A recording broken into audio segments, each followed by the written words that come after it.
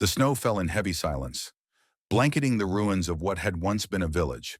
Smoke curled upward from shattered roofs, and the ground was a frozen mix of mud, blood, and footprints that led nowhere. In the distance, artillery thundered, a deep, constant growl that shook the horizon. It was early 1943, and the Eastern Front had turned into a wasteland where life and death blended without meaning. Among the chaos, a single German infantryman crouched in a trench carved out of the icy earth, his breath forming small clouds that vanished as quickly as they appeared.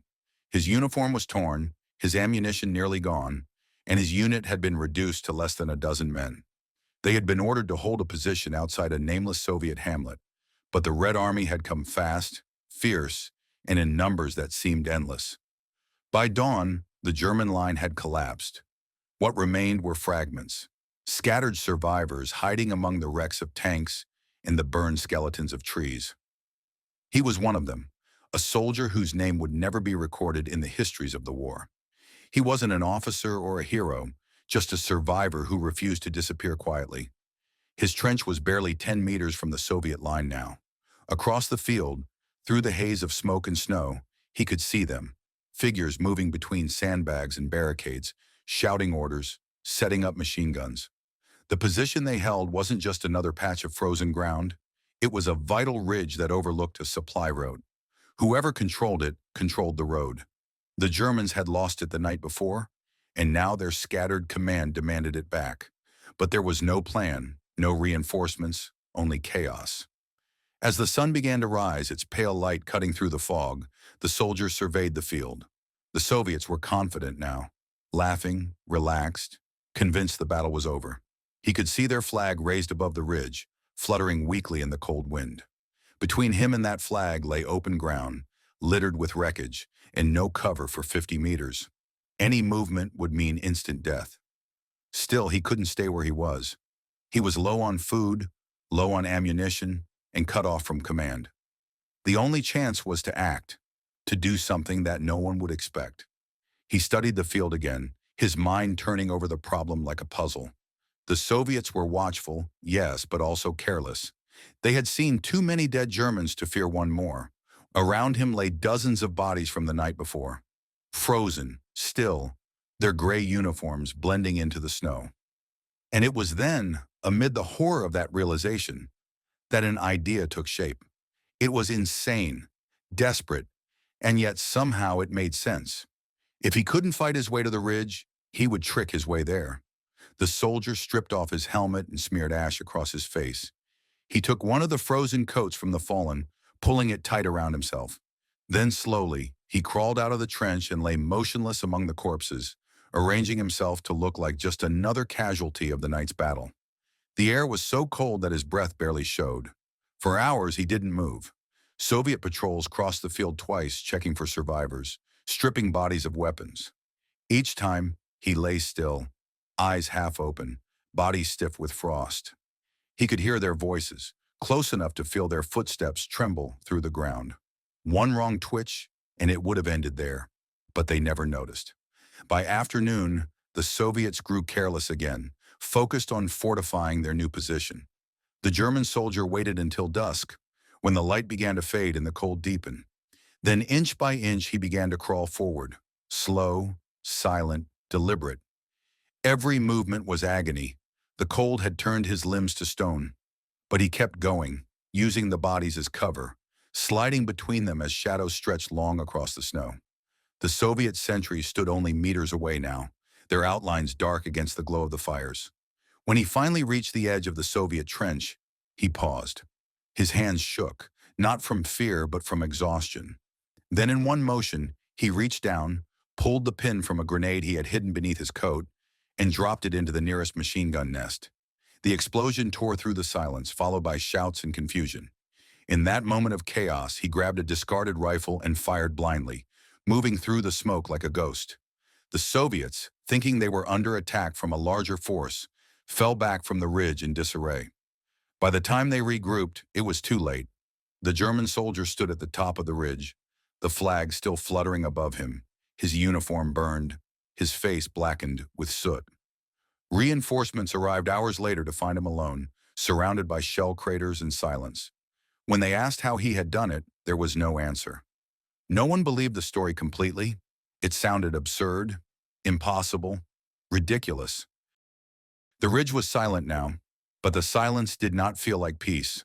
Smoke hung over the battlefield like a curtain, the air heavy with the smell of gunpowder and frost. The snow was blackened where the grenade had exploded, scattered with fragments of metal and cloth. The German soldier stood motionless at the edge of the trench he had just captured, his rifle hanging loosely in his hands. His breath came in short, visible bursts. He could hear distant shouts, Soviet voices somewhere beyond the tree line, regrouping, shouting orders. They would come back soon. They always came back. He knew he couldn't hold the position alone. The ridge offered no real shelter, only a slight rise of ground, a half-destroyed machine gun nest, and the burned remains of sandbags. The Soviets had dug in deep before, and they would know every contour of the terrain. He crouched behind the wreckage, scanning the field for movement. There were still bodies everywhere, twisted into strange, unnatural shapes, half buried under the snow. They made good cover, but poor comfort. His fingers were numb. He could barely feel the trigger anymore. Somewhere behind him, a German flare hissed into the sky, a sign that his reinforcements were still kilometers away. He had done the impossible, but now the impossible had trapped him. To stay meant to die, yet to run meant giving up what he had just risked everything to reclaim. For a long moment he stared at the Soviet flag lying in the snow beside him, torn from its post during the explosion. Its red fabric was darkened with soot, but even through the grime it glowed faintly in the fading light. He picked it up, folded it once, and tucked it into his coat. It wasn't pride that made him keep it. It was proof. Proof that madness could make sense, that even a single soldier could change the shape of the front, if only for a few hours. He could already hear the sound of engines in the distance. Soviet trucks, probably bringing reinforcements. They would come fast, maybe before nightfall. He checked his ammunition. 3 rounds in his rifle, 1 grenade, and a knife. That was all. He had survived this long by thinking like the enemy, by doing the things no sane soldier would do. If he wanted to hold the ridge until help arrived, he would have to do it again. The idea came not from courage but from exhaustion. The battlefield was a stage now, and he understood the script better than anyone. He began to move quickly, pulling the bodies of fallen soldiers, German and Soviet alike, into crude positions along the trench. From a distance in the twilight, they would look alive. He propped up rifles in frozen hands, placed helmets where faces should have been, and scattered ammunition belts for effect. In minutes, he had turned the ridge into an illusion of strength, a ghost army guarding a single man. By the time the first Soviet scouts reappeared at the edge of the field, the ridge looked defended. The soldier crouched low, waiting. He let them see the shadows of movement, the outline of helmets through the smoke. They fired a few probing shots, then hesitated. He fired back once. One clean, deliberate shot that echoed through the frozen air. The illusion worked. He could hear their officers shouting, their hesitation spreading like fear. They thought they faced a full German detachment dug in for defense. As darkness fell, the Soviets pulled back to wait for artillery. The trick had bought him hours. He sat quietly in the trench, surrounded by his army of silence, watching the horizon burn with the last light of day. The ground beneath him trembled as shells landed far off, the sound rolling across the snow like thunder. He knew the reprieve wouldn't last. When morning came, the Soviets would attack again, and illusions would no longer save him. But for that night, against all odds, the ridge held. One man had stopped a counterattack not with force but with deception and the courage to be absurd. In the strange logic of war, his ridiculous idea had become strategy. The sky above the Eastern Front was clear and cold, and as he looked at the stars through the drifting smoke, he realized the truth that few soldiers ever lived long enough to learn. Victory was never about power, it was about nerve. The night deepened, and the ridge became a black shape against the frozen horizon. The cold pressed down like a living thing, creeping into every seam of the soldier's uniform, every joint, every breath. Frost formed on the edges of his rifle, on his eyelashes, on the blood that had dried into the fabric of his gloves. The wind carried the distant sound of engines, the low growl of artillery, and the rhythmic clatter of tank tracks somewhere beyond the tree line. The Soviet forces were preparing for their return. He knew they would not risk another hasty assault after the explosion that had killed their men earlier. They would come at dawn, calculated and merciless. The German soldier sat in the trench he had stolen, surrounded by the lifeless silhouettes of his illusionary army. The dead stared blankly into the dark, frozen into permanence, their presence the only barrier between him and the advancing enemy. The faint moonlight revealed the grotesque artistry of his deception. Helmets glinting faintly, rifles angled to suggest readiness, shadows shifting like ghosts in the smoke. From a distance, it looked alive. From up close, it was a nightmare of silence. He had no watch, but he could tell from the color of the sky that midnight had passed. His body ached, but exhaustion was a luxury he couldn't afford. He checked his remaining ammunition again. 3 bullets, 1 grenade. Each round mattered now, not for killing, but for convincing. Every sound, every flash, every movement had to sell the lie that an entire unit still held this ridge. It wasn't courage keeping him awake anymore. It was focus, pure and mechanical. A flare burst somewhere in the distance, its light falling across the snow like a dying star. For a moment, the battlefield was visible again. Craters, barbed wire, twisted machinery, and bodies. Beyond it, faint shadows moved. He could see them, the Soviet scouts, creeping forward through the darkness, testing the edge of his deception. He lowered his head, pressed his rifle into his shoulder, and waited. When one shadow grew too bold, he squeezed the trigger once. The echo rolled across the valley and the movement stopped. Silence returned, heavy and uncertain. The Soviets fell back again. He could hear them regrouping, shouting commands, their words carried by the wind. They were cautious now. They would not attack blindly. They would wait for light, for confirmation, for numbers. That gave him time, but not safety. His hands trembled as he reloaded, not from fear, but from the cold biting into his bones. He knew he was close to collapse. The adrenaline that had fueled him since morning was fading, leaving only emptiness. He leaned back against the frozen wall of the trench and stared at the stars. They seemed impossibly clear, bright, distant, indifferent. Somewhere far behind those stars, the world still existed without gunfire, without trenches, without the constant smell of smoke. He wondered what it felt like to breathe without tasting iron and dust. The thought passed quickly. Dreams were dangerous here. A soft crack echoed through the air, a twig breaking, faint but close. He froze. Another sound followed, then another. They were coming again, testing him in the dark. He reached for the grenade, fingers numb, and held it ready. Every instinct screamed to move, to run, but he stayed still. Movement was death. Stillness was control. He waited until the shadows were close enough to hear their boots in the snow. Then he pulled the pin and tossed the grenade into the darkness. The explosion ripped through the quiet, the light blinding for an instant. He heard shouting, confusion, retreating steps. Smoke drifted across the trench, thick and acrid. He reloaded the rifle again, though there was almost nothing left to load. The blast had done little real damage, but it had done what he needed. It bought more time. When the echoes finally faded, the soldier slumped against the dirt, exhausted beyond thought. His eyelids drooped, heavy as stone, but he forced them open. Sleep meant death. He had survived the day through madness, through deception, through the kind of instinct that thrived only on the edge of reason. He would survive the night the same way.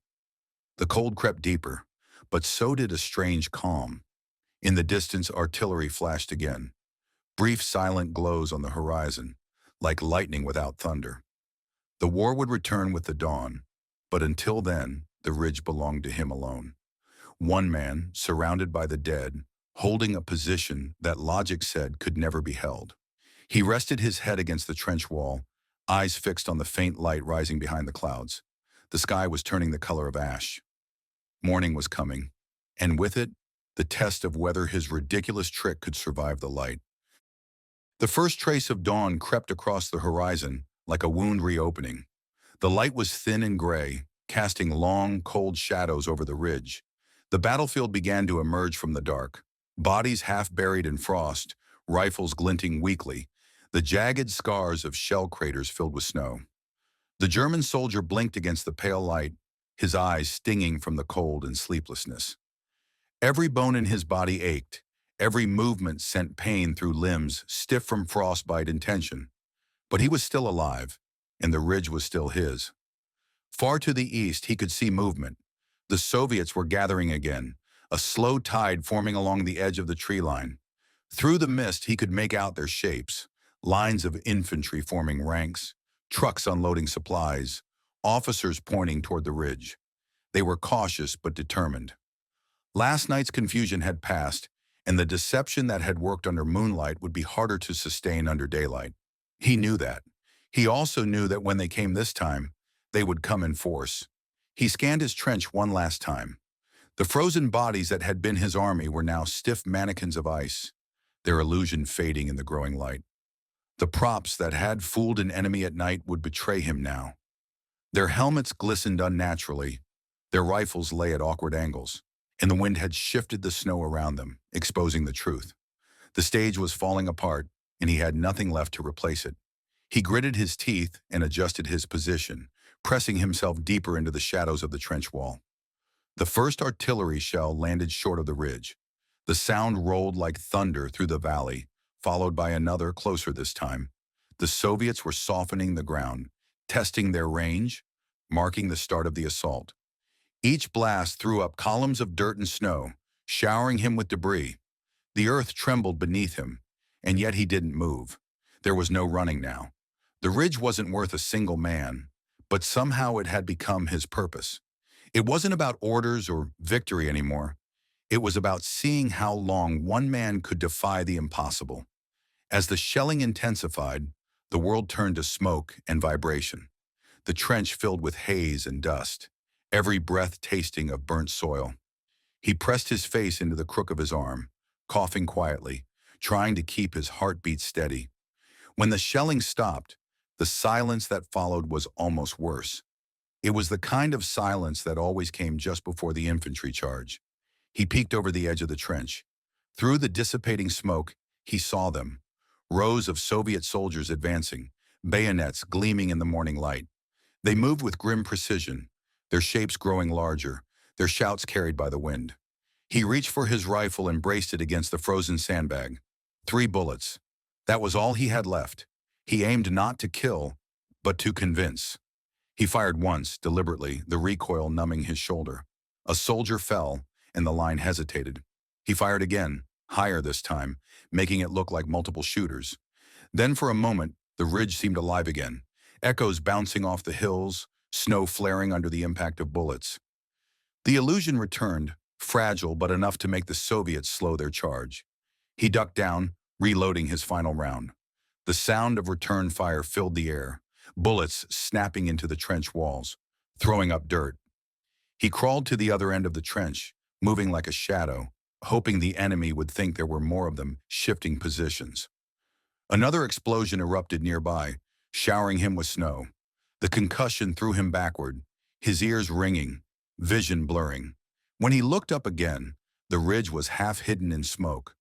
The Soviets were shouting, unsure whether to advance or wait for artillery. He took the last bullet and slid it into the chamber. His hands were shaking now, but not from fear, from exhaustion so complete that it dulled every other feeling. He leaned his head against the dirt wall, staring at the pale sky above.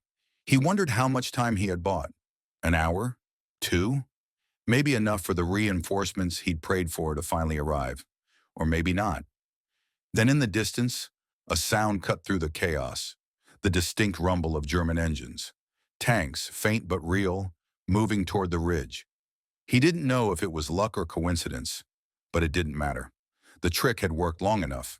He raised his rifle one last time, not to shoot, but to wave. The motion was weak, his arm trembling. The Soviets saw it too late. The first German shell slammed into their lines, scattering the formation. He dropped the rifle and sank back into the trench, closing his eyes as the air filled with the roar of artillery and the cries of men.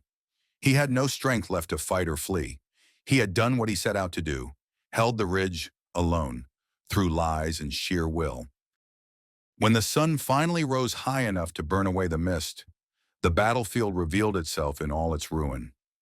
The ridge that had been fought over for a full day and night was little more than a scar on the frozen landscape. Churned earth, splintered trees, and the black outlines of craters where the snow had melted from heat. Smoke drifted lazily from places where ammunition had cooked off in the blasts. The German armor that had arrived at dawn now stood idle on the slope below, its crews dismounting to inspect what was left of the position they had been sent to retake. They expected resistance, perhaps even a Soviet rearguard, but found only silence.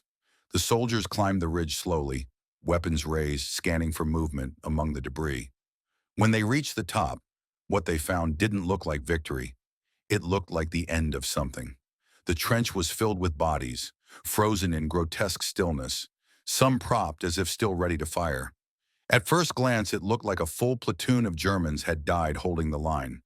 But when the men looked closer, the truth began to emerge. Many of the shapes they saw weren't soldiers at all, but corpses arranged to look like them. Rifles balanced in stiff hands, helmets placed over shattered faces, empty eyes staring up through the frost. The illusion was perfect even in death, and in the middle of it, half buried under snow and dirt, they found him. The soldier lay slumped against the wall of the trench, rifle beside him, uniform stiff with ice and soot. His face was pale, almost peaceful, the kind of expression that belonged to sleep, not battle. In his coat, they found the folded Soviet flag he had taken the night before, still darkened by smoke. It was the only thing on him not frozen solid. They lifted him carefully and carried him down the slope. The officer leading the unit looked around the ridge again, trying to make sense of what he was seeing. There were no other footprints besides his own, no spent shell casings beyond a few near the trench, no sign that anyone else had fought here. The position had been taken and held by one man. No one said it aloud, but every face showed the same disbelief. It was absurd. It was impossible. And yet the proof was all around them. A medic confirmed what they suspected. The soldier had died of exhaustion and exposure, not wounds. His heart had simply stopped sometime after the German reinforcements arrived. He had lived long enough to finish what he started, then slipped quietly out of the world while the guns roared in the distance. The officer removed his own gloves and brushed frost from the man's collar, seeing the faint outline of rank. Nothing higher than a private. A nameless infantryman had done what whole units had failed to do. By noon, the ridge was once again part of the German line. Engineers began repairing the trench, clearing the bodies, setting up new positions. War moved forward, indifferent as ever. Orders came, reports were written, and the story began to shrink into paperwork. The official dispatch described the recapture of the position as the result of a coordinated night operation with exceptional individual initiative. No names were attached. There never were. But among the men who had found him, the story spread like wildfire. A whisper first, then a legend. They spoke of a soldier who had outsmarted the enemy, not through strength or command, but through sheer will and cunning. A man who turned corpses into comrades and fear into strategy. Some called it bravery, others madness. In truth, it was both. That night, after the ridge fell quiet again, one of the tank crewmen walked to the top and planted a makeshift marker where they had found him. A broken rifle thrust upright into the frozen ground, the Soviet flag tied around it like a banner. The wind tugged at the cloth, snapping it gently in the cold. The sky above was pale and endless, filled with drifting ash that looked almost like snow. Somewhere far beyond the front, the war continued to devour men and towns and whole seasons. But for that moment, on that small stretch of ground, one soldier's ridiculous act had carved its own kind of silence. A silence stronger than gunfire, born from defiance and the strange, unexplainable courage that only desperation can create. No one knew his name. No one ever would. But as the men walked away from the ridge, every one of them looked back once, as if to make sure the story hadn't vanished into the snow. It hadn't. Some things stay without needing to be remembered. The ridge never kept its silence for long. Within a few days, the front shifted again, as it always did. Positions lost, regained, and lost once more like waves colliding on a frozen shore. The German forces dug in deeper this time, reinforcing what remained of the trench lines, turning the ridge into a proper defensive post. Sandbags replaced the snow walls, machine guns were mounted, and barbed wire stretched across the slopes where the dead had fallen. It was as if the war were rebuilding itself, covering the traces of the one man who had once held this ground with only his mind and his will. The men who now guarded the ridge worked quietly. They didn't speak much of what had happened, but the memory was there, felt rather than told. They all knew this was the place where a single soldier had turned madness into strategy. His name remained unspoken, partly because no one knew it and partly because it didn't matter. The act had become larger than the man. It was a rumor that slipped through the ranks, an almost mythical story retold in hushed tones by soldiers huddled near fires. Some said he had been a deserter trying to redeem himself, others that he had been left for dead and refused to accept it. The versions changed, but the core of the tale stayed the same. One man, one trick, one impossible victory. When new troops arrived to replace the old, they treated the ridge with a strange respect, like holy ground. The officers ignored it, but the men avoided walking over the exact spot where he had been found. Someone had marked it with a small wooden cross, crudely carved from splintered boards and planted near the trench wall. It had no name, only a date scratched into the surface. The day the ridge was retaken. The wind tore at it constantly, but it remained upright, a thin silhouette against the endless white. By the end of that week, the Soviets attacked again. The bombardment started at dawn, a rolling thunder of artillery that flattened everything in its path. The soldiers on the ridge took cover in the trenches that the unknown private had once defended, feeling the ground shake beneath them.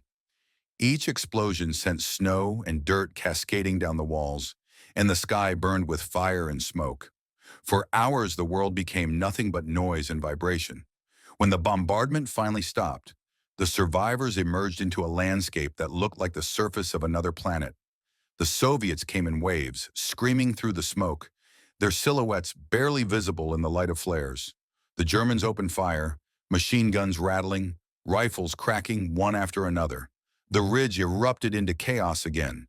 Men shouted, fell, disappeared into the mist.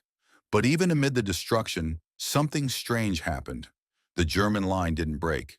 The men held their ground with a ferocity that surprised even themselves. They fought as though someone unseen still stood among them, as though the ghost of that first soldier refused to let the ridge fall again. By nightfall, the attack was broken. The ground was littered with the same silence it had known before, and the snow turned dark with ash and blood. The surviving Germans, numb and shivering, climbed out of the trenches to survey the field. One of them, a young corporal, walked to the wooden cross. It was still standing, somehow untouched by shellfire. He reached into his coat and tied a small scrap of fabric to it, torn from his own sleeve, a silent acknowledgement of something he couldn't name. As the cold wind swept across the ridge, the men began to leave, one by one, returning to their posts. The officer in charge ordered the dead to be buried where they had fallen, the ground too frozen for graves. When darkness returned, only the cross remained visible, its shadow stretching long over the snow. In the weeks that followed, the ridge became a legend, not just among the Germans, but whispered across the lines. Soviet soldiers spoke of it too, of the cursed hill where one man had once tricked an entire company and where bullets seemed to lose their aim. They didn't know his name either, but they remembered his madness. It had become part of the landscape itself, a story carved into the earth, immune to fire and time. The war moved on, as wars always do, swallowing places and people alike. But the ridge remained, scarred and silent, holding within it the echo of a single act that defied all reason. In a world where courage and insanity were often the same thing, one man had proven that even the smallest spark of defiance could burn through the noise of history. And though his body was gone, the trace of him stayed, in the wind, in the snow, and in the strange, lingering belief that sometimes the most ridiculous acts are the ones that last forever. Winter deepened, and the ridge disappeared beneath another layer of snow, erasing the lines of trenches, the craters, the stains that marked where men had fallen. The front had shifted again, miles to the east, leaving the ground quiet for the first time in months. What had been a battleground was now a blank sheet of white, still, frozen, indifferent. The only trace of what had happened there was the wooden cross that leaned at the edge of the slope, half buried by the wind but still standing, a thin mark of memory against an endless winter sky. The war had not ended. It had simply moved on, consuming other fields, other towns, other men. Yet something about this place refused to vanish completely. Patrols passed by now and then, small German units sent to check the area, or Soviet scouts venturing ahead of the next advance. Most didn't linger. There was something uneasy about the ridge. The silence felt heavier there, as though the earth itself remembered what had happened and chose to keep it quiet. When the thaw came in early spring, the snow receded, revealing the bones of the battlefield once more. The trenches collapsed inward, filling with dirty meltwater. The wooden cross still stood, its carving nearly worn away. Around it, scraps of metal and cloth poked through the mud. Rusted helmets, broken rifles, fragments of uniforms no one could identify anymore. To the few soldiers who found it, it looked like any other forgotten position along the Eastern Front, one of thousands that had changed hands too many times to matter.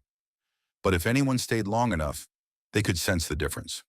The ground felt heavy underfoot, as if something of the man who had once defended it still clung to the soil. One of the soldiers, a German radio operator stationed nearby for a few days, made a sketch of the ridge in his notebook. He wrote only a single line beneath it: a place held by one who shouldn't have lived, but did, and one who lived only long enough to hold it. The note was never sent anywhere, and the soldier who wrote it died months later in another battle. But the story stayed in circulation, passed from one group to another, changed in detail, but always carrying the same strange truth. The soldier's ridiculous trick had become something more than a moment of survival. It was a symbol of what war did to men, how it forced them to invent meaning out of madness. By the end of that year, the ridge had been retaken by the Soviets again. The wooden cross was torn down, replaced by a new trench line and artillery pits. But even they spoke of the Ghost Hill, a place where their compasses faltered, where their patrols reported hearing footsteps in the fog. Soldiers laughed about it, yet no one liked to stand watch there alone. They said the ridge didn't belong to anyone anymore. Not to Germany, not to Russia, not to the living. Seasons passed. Snow came again. The front shifted west. The war began to die in fragments, just as it had lived. When the final battles ended and the maps were redrawn, the ridge was left behind, forgotten by armies and untouched by peace. Grass grew where bodies had once lain. The wind smoothed out the scars, carrying with it only the faintest echo of a name that no one had ever known. Years later, when the war was long over, villagers from a nearby settlement began to use the ridge for grazing sheep. One day, a boy wandering through the grass found a piece of metal sticking out of the ground, the rusted receiver of a rifle. When he pulled it free, a small bundle of cloth came with it, wrapped tight and preserved by mud and frost. Inside was a scrap of red fabric, folded carefully, blackened at the edges. No one knew what it meant, but the villagers buried it again, quietly, without ceremony. And so the story sank back into the earth, where it had begun. Only the land remembered now, the cold wind, the frozen soil, the silence that came after every gunshot. Somewhere beneath that quiet surface still rested the idea that had once kept a man alive, that even the most impossible act, even the most ridiculous trick, could hold back the weight of the world for one more day. Years passed, and the war dissolved into memory, retreating into history books, graves, and the quiet murmurs of those who had survived it. The ridge remained, nameless on maps, ignored by travelers, swallowed by grass and trees that had returned to claim what the fire and iron had taken. Only the shape of the land betrayed its past, the faint outline of a trench still visible when the morning mist rolled across the valley. It looked peaceful now, but the earth beneath was layered with bones, metal, and silence. The kind of silence that feels deliberate. Decades after the war ended, a group of local farmers came to the ridge with machines to clear the area for planting. Their shovels struck something hard within minutes, a piece of corroded steel, then another, and then the shattered remains of what had once been a rifle. The men stopped, knowing what they had found. They uncovered fragments of uniforms, boots, rusted ammunition casings, and bones that had long since turned to ivory beneath the soil. Most were impossible to identify. The war had mixed nations together, even in death. But as they dug deeper, one of the men found something strange. A small piece of cloth folded neatly inside a pocket of what remained of a greatcoat. It was red, burned, and torn, but unmistakable. A flag. They brought it to the local museum, a small building that had once been a schoolhouse. The curator, an old man who had fought as a child soldier in the final months of the war, stared at it for a long time. The cloth was brittle, the edges fused with ash, but it still bore the faint trace of the hammer and sickle. When the farmers told him where they had found it, he grew quiet. The ridge. Even after all these years, that word carried something with it. He didn't tell them the story immediately. Most of them wouldn't have believed it, but he knew it. Everyone in the region did, though few remembered where it had come from. The story of the German soldier who had tricked the Soviets into retreating with a single act of deception had become legend. Distorted, retold, half forgotten. Some said he had been an officer, others said he had been insane. In Soviet retellings, he was sometimes a Russian hero who had outwitted the Germans instead. The truth had vanished beneath layers of myth, rewritten by whoever needed the story most. Yet the artifact in front of the curator, that fragment of red cloth, was a reminder that it had been real, a symbol of something absurd, desperate, and completely human. He placed the flag fragment in a small glass case, labeled only, "Found near the ridge, 1943. There were no names, no details, just a date and a place. Visitors passed it by without much notice. To them, it was another relic from a war full of relics, another reminder of things too big to understand. But to the curator, it meant something else. Proof that even the smallest, strangest acts could ripple through time. Sometimes, on quiet mornings before the museum opened, he would walk out to the ridge himself. The path was overgrown now, the air heavy with the scent of wet grass and pine. From the top, the valley spread out below him, wide and green, completely changed from what it had been. No trenches, no wire, no smoke. Birds nested where once there had been fire. And yet, when the wind blew from the east, he swore he could still hear echoes. The low hum of engines, the rattle of gunfire, the distant voices of men shouting through smoke. The ridge had gone quiet, but it had never forgotten. He would stand there for a while, hat in hand, eyes closed. Sometimes he imagined the soldier, young, faceless, nameless, crouched in the trench, the frozen flag pressed against his chest. He wondered what had gone through his mind in those last hours. Fear, resolve, nothing at all. Maybe the soldier hadn't thought of victory or country, but only of surviving one more moment, of doing something, anything, that mattered before the world ended around him. When the curator finally walked back down the hill, the wind would catch the grass and bend it in long waves as if the earth itself were exhaling. The ridge stood unchanged, a monument without stone or inscription, its story buried but alive. The world had moved on, but the past had roots too deep to pull free. And as long as the wind still whispered across that lonely hill, the ridiculous courage of one forgotten man would remain, waiting quietly beneath the soil that once trembled with war. Spring turned into summer, and the ridge disappeared beneath tall grass and wildflowers. Nature had buried the scars of war so thoroughly that only the faintest traces remained. Small depressions where trenches had been, shards of metal glinting in the dirt after rain. The land seemed peaceful now, but every gust of wind carried a low hum, a feeling that the silence was watching. The villagers who lived nearby called it simply the old ground, a place they avoided after dusk.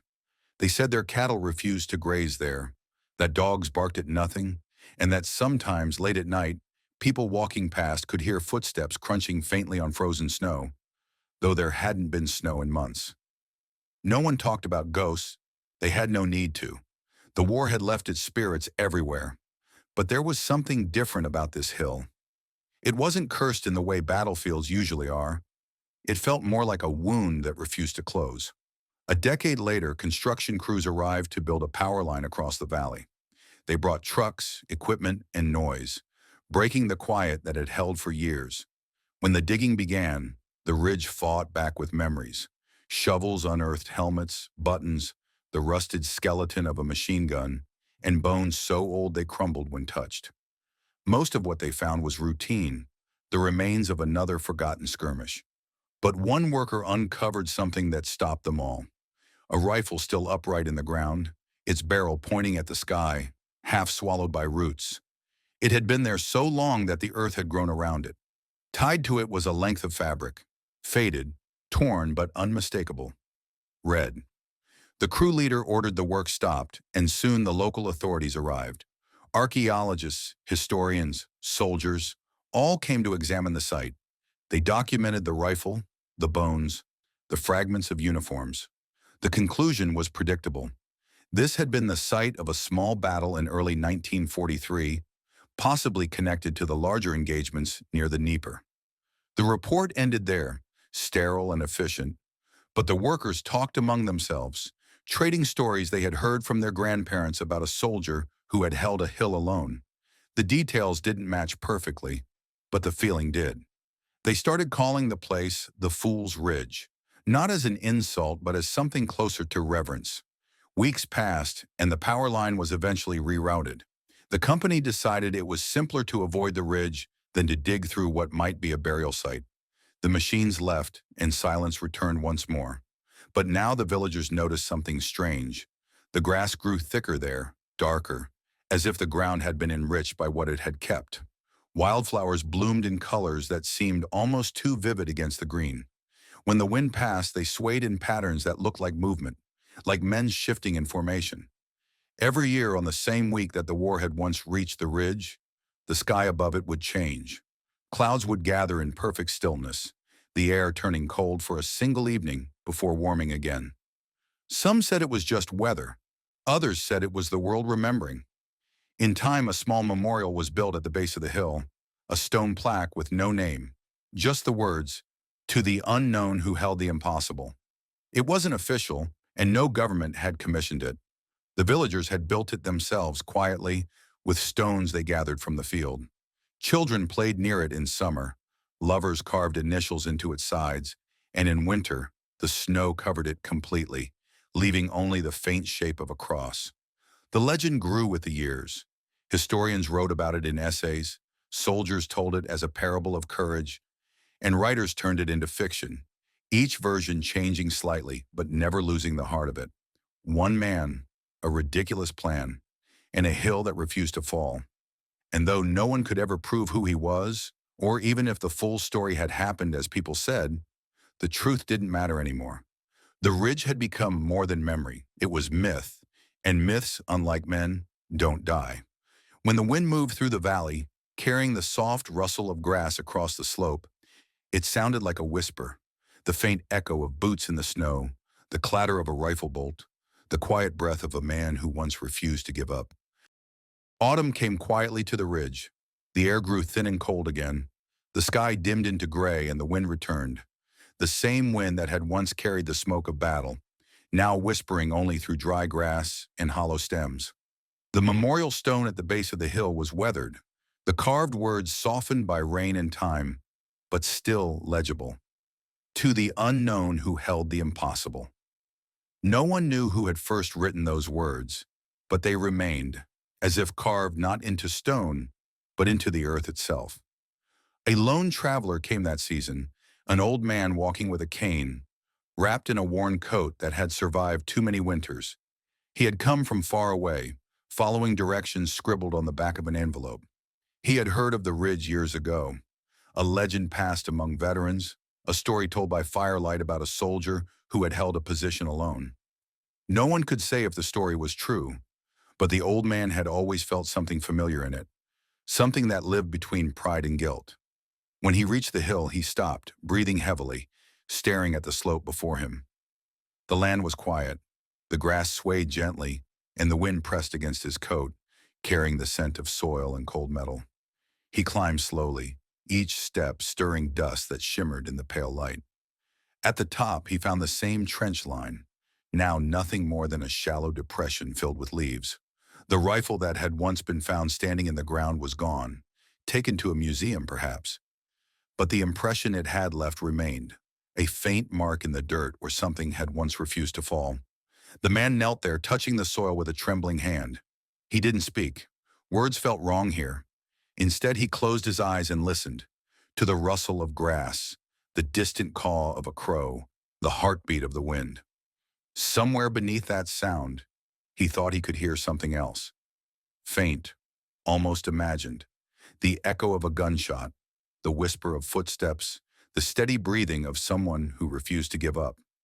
It was impossible, of course. The war was long gone, the dead long buried, but the ridge held memory the way stone holds warmth. Slow to gather it, slower still to let it go. He stayed there until the light began to fade. The sun set behind the trees, turning the valley gold, and for a brief moment, everything was still. The ridge seemed to glow in that fading light, as if the earth itself was remembering. The old man stood, brushing dirt from his knees. He looked one last time toward the horizon, toward the east where the wind was blowing, and raised his hand to his brow, a small, tired salute. When he turned to leave, he noticed something in the grass beside the trench. A fragment of cloth, half buried, caught on a root. He bent down and picked it up carefully. It was no bigger than his palm, a piece of gray wool, frayed and stiff, the kind used in Wehrmacht uniforms. He turned it over in his hand, the edges worn thin, and for a moment, the world around him seemed to fall silent again. He didn't take it with him. He placed it back where he'd found it, pressing it gently into the dirt, then straightened up and began the slow walk down the hill. By the time he reached the road, night had fallen.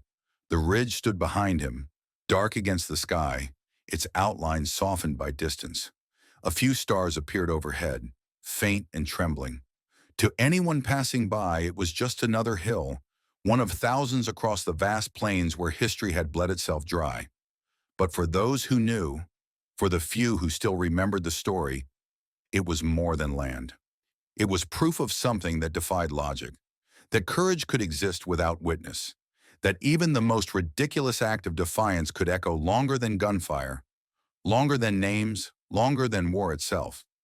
And so the wind kept moving over the ridge, season after season, carrying that echo. The memory of a man no one could name, whose trick had outlasted time. It wasn't victory that had made him immortal, but the madness of trying when reason said not to. The world had forgotten his face, his voice, even his side, but the earth had remembered his will. And sometimes when the cold comes early and the valley goes quiet, the wind rises again and the ridge whispers back.